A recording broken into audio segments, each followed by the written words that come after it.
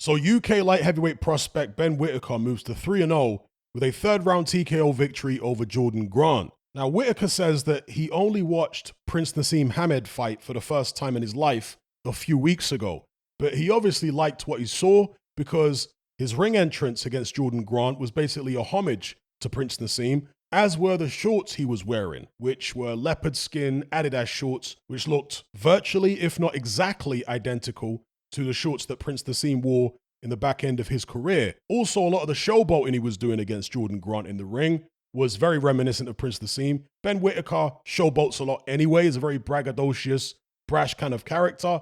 But the particular showboating moves he was doing in this fight, again, were at least inspired by Prince Nassim. Now, as far as the opponent Jordan Grant, the first time, and I think the last time I saw him, was against Tommy Fury a couple years back. He dropped a 4-round points decision to Tommy Fury back in 2021.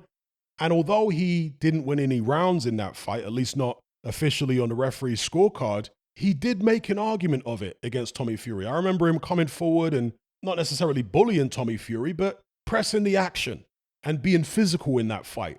And I believe, if memory serves me correct, that he took it on very short notice, but he acquitted himself relatively well against Tommy Fury. Here against Ben Whittaker, he had no success whatsoever. He was completely outgunned, outmatched, outskilled, outclassed right from the opening bell. Really didn't land anything of any consequence. Maybe a couple of body shots, 1 or 2 headshots possibly. Ben Whittaker was in complete control, showboating, jabbing, going to the body, to the head. The right hand dropped him in the second round when Jordan Grant's back was to the ropes. He managed to get up and survive that. He had a mouse under his eye from, I'm not sure if it was an elbow or if it was a punch from Ben Whittaker. But then Ben Whittaker dispatched him with a left hook at the very start of the third round, and Jordan Grant's team, his corner, threw the towel in, and the referee waved it off. So if you want to compare this performance from Ben Whittaker against Jordan Grant to Tommy Fury's, you can obviously see there's levels. Styles make fights as well. Sometimes one guy beating the same opponent in much better fashion doesn't necessarily mean he's better, but in this case, I think it probably does indicate that. Ben Whittaker, of course, extensive amateur background, Olympic silver medalist, medaled at various international amateur tournaments. So he is definitely a legit talent, 25 years of age.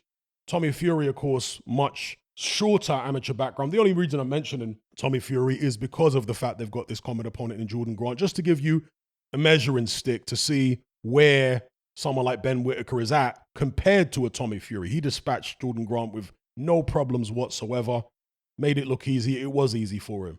Now, a lot of people don't like Ben Whittaker's braggadociousness. They don't like all the showboating. They think it's disrespectful to the opponents. And this is really a UK thing. In Britain, there is this aversion among a lot of people in the general public and among boxing fans to cocky, braggadocious, showboating fighters. Personally, I've always liked fighters like that. From Muhammad Ali back in the days, Roy Jones, Prince Nassim, I like that. I want to see a show. This is show business at the end of the day. It's entertainment. Yes, it's sport, but spectator sports are a form of entertainment. So I like all the showboating.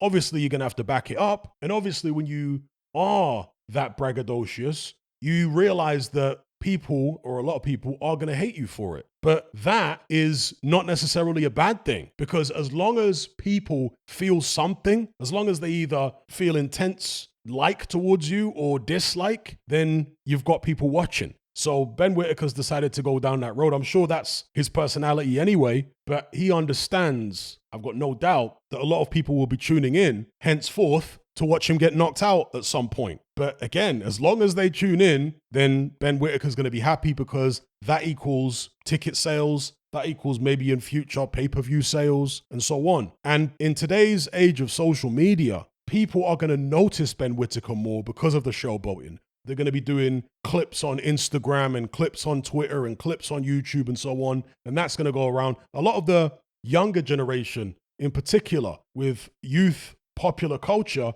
they like this kind of thing as well. They like all the showboating and what have you. I mean, in the Misfits stuff on DAZN, they've got a lot of showboating and whatnot going on with the KSIs of the world and what have you. So, yeah, I think Ben Whittaker, bright future perhaps. I mean, you wouldn't want to stick him in there against Beterbiev or Bivol anytime soon, but he is 25. He's younger than those guys. So maybe in future when the Beterbievs and Bivols have retired or they're past their best, Whittaker could be a future world champion. So let me know what you guys think in the comments below about Ben Whittaker stopping Jordan Grant in the third round, having absolutely no problems whatsoever. How far do you think he can go? And just a quick word about his trainer, Javon Sugar Hill, or Sugar Hill Stewart as he's known now.